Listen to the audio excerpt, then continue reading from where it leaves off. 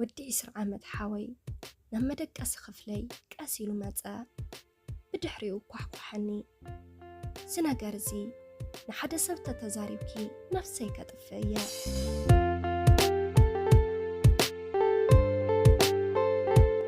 لما عند بعلت تاريخكم مفتح السان كل حسابي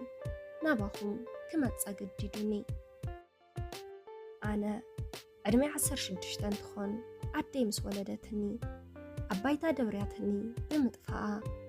نايت من درسب راخيبوني نبوليس توقوما بدحريو دليت زلوهم سبات تراخيبهم اتوم كان عبيا زبالو سبات كعبيو نجميرهم إذا سفلتكو حزي أبقرب أوانيو بحكي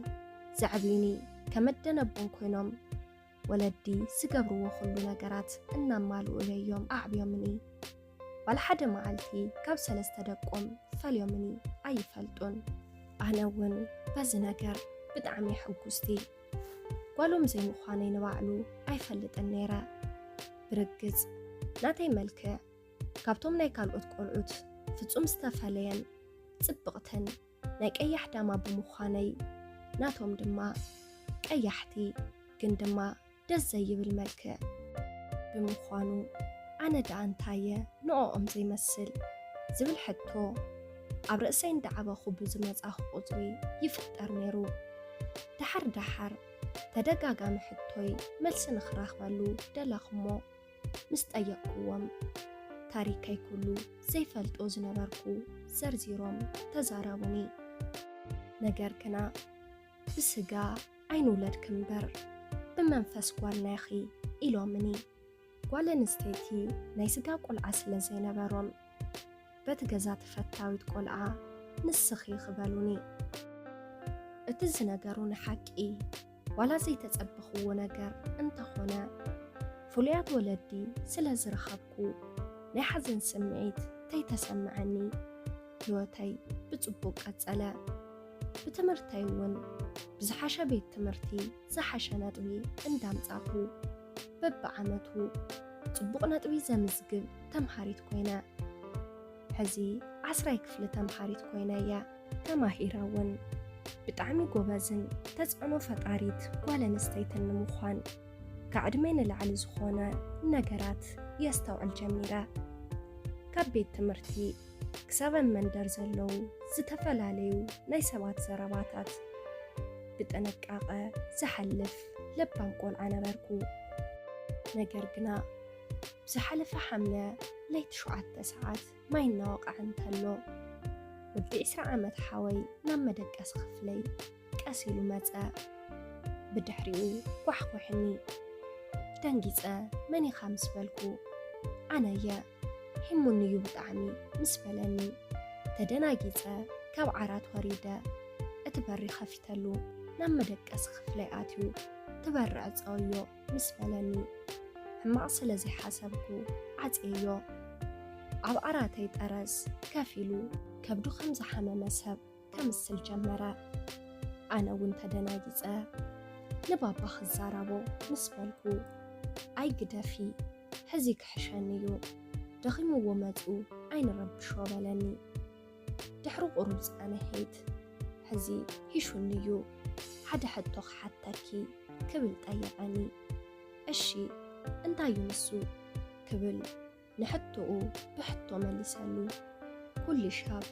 ብዙሕ ነገር ስለነዋግዕ ከም ዘይኾን ናፈለጥኪ ካባኽ ፍቕሪ ተዝሕዘኒ ኣይመገበርኪ ክብል ጠየቐኒ ዘይኾን ፍቕሪ ተኾነ ዋላ ንኽኾን ክፅዕር ነይረ ኢለ መሊሰሉ ብፍጥነት ተይሓሰብክዎ ሓቢእዎ ዝነበረ ካራ ኣውፅኡ ክቃለሰኒ ጀሚሩ ከእው ተሞከርኩ ዋላ ገጅፍ ስለ ዝነበረ ዓፈይ ብሓደ ኢዱ ዓቢሱ ድሌቱ ክገብር ድሌቱ ክፍጽም ጀመረ እዚ ከም ዝኾን ብኸመይ ክሓስብ ይኽእል ድሕሪ ክንደይ ቃልሲ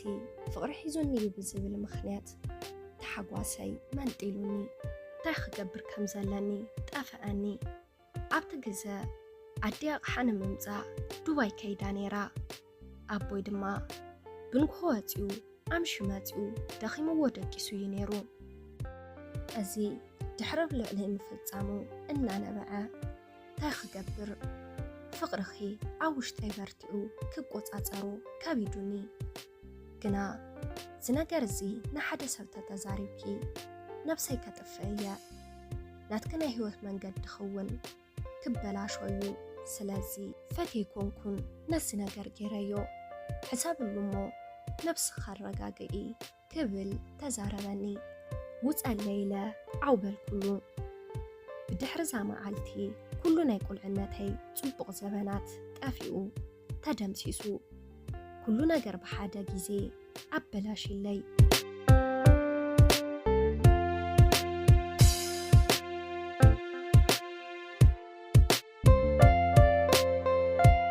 ዝተፈጠረ ነገር ግራኣቲኒ ንጽቡቕን ንሕማቕን ኢለ መከላኸሊ ጥንሲ ውሒጠ ብድሕሪ መዓልቲ ዓይነይ ብመስታወት ምርኣይ ንባዕሉ ኣይከኣልኩን እቲ ኣብ ልዕለይ ዝተፈጠረ ነገር ተተዛሪበ ኣብቲ ገዛ ዝፍጠር ሕምስምስ ኣፍሪሕኒ ኩሉ ነገር ኮይኖም ንዛዕበይኖ ወለደይ ምሕዛን እዩ ዝኸውን ኢለ ናብ ውሽጠይ በኺ ስቕበልኩ ይኹን ደኣ እምበር ዝተፈለየ ስምዒት ስለ ዝተሰምዐኒ ምስ ተመርመርኩ ጥንሲ ተፈጢሩ ደንጊፀ ሕዚ ታኽገብር ከም ዘለኒ ንባዕሉ ይፈልጥን ንኦም ዝተዘረብክዎ በዚ ጉዳይ ሹመይ ከይለዓል ብትዋፅሉ መንገዲ ትዋፅየ ኢሉ ቅርሺ ሃበኒ ሆስፒታል ምስ ከድኩ ናይ ደም ምንኣስ ስለ ዘለኪ ካሊእ ሽግር ከይፍጠር ንህይወትኪ የስግእ እዩ እዚ ጥንሲ ድማ 4 ወርሒ ኮይኑዎ እዩ ኢሎም መሊሶምኒ ንገዛ ተዛሪበ ናይቲ ገዛ ምፍራስ ኣፍሪሕኒ ነቲ ነገር ስቕኢለ ከይሓድጎ ድማ ከመይ ገይረ ኣቦይ ድማ ሽኳርን ደም በስሕን ኣለዎ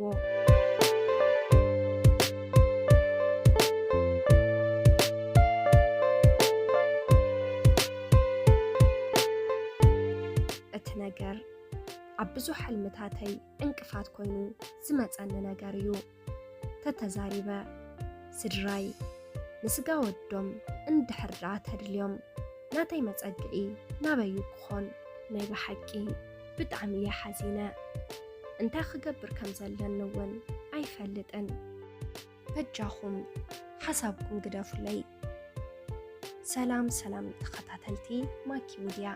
ንሎማዓንተይ ሒዘልኩም ቀሪበ ዝነበርኩ ነዚ መስል ነይሩ ኣብዚ ቻናል ሓሳብ ርእይቶ እንተዳሃልኩም ኣብ ናይ ኮመንት መጽሐፍ ቦታ ሓሳብኩም ክትገድፉለይ ትኽእሉ ኢኹም ነዚ ቻናል ሓደሽቲ እንድሕር ዳሃልኩም ሳብስክራይብ ገርዎ ላይክ ሼር ከይትርስዕዎ የቕኒለይ ሰሰናዩ ንዓኹም